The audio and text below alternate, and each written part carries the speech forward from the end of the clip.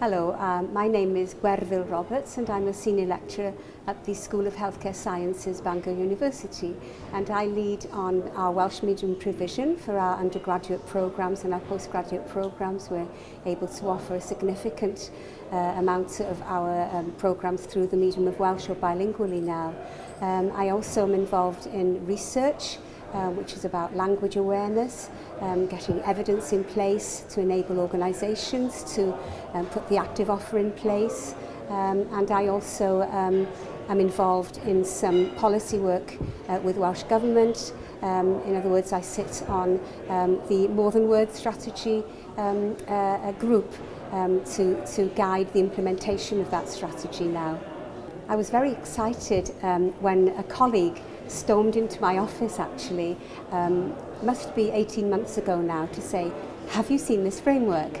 And I hadn't, I have to confess. My colleague is actually doing a PhD. She is looking at language awareness and bilingual education, but she was very excited to see this framework as much as I was.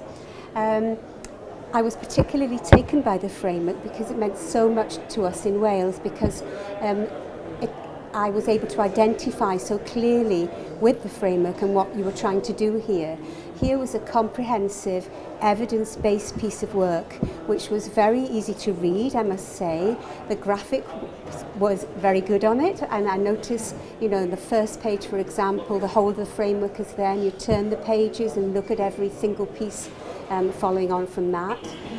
It made an awful lot of sense to us in Wales, because it's the kind of steps that we are taking to look at the big challenge that we have in terms of workforce planning and workforce development, which of course is such a huge aspect of active offer. Unless we have the workforce there, we simply cannot make that active offer.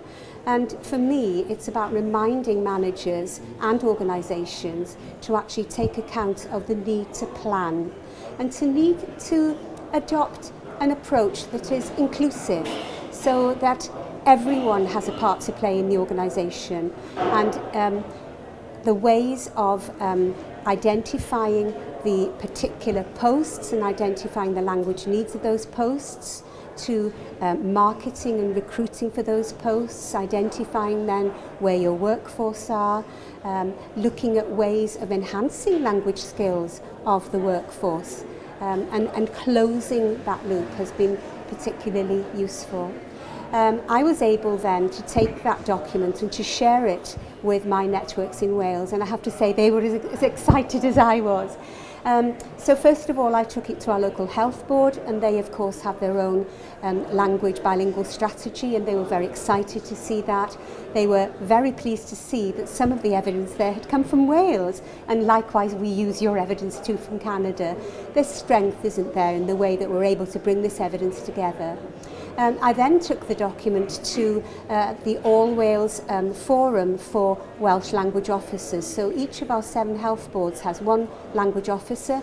They come together as a forum and they meet on a regular basis. Again, in taking it to that forum, I was able to distribute the framework across Wales.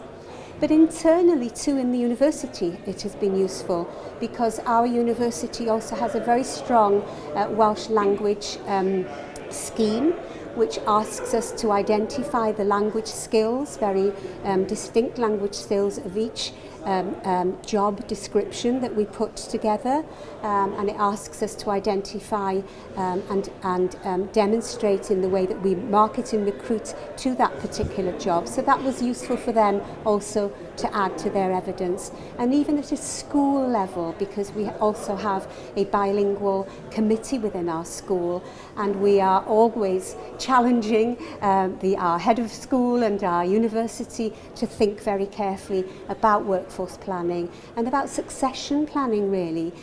So in providing that framework, which is evidence-based, very clear, very easy to read, I think it has helped tremendously in our work in Wales.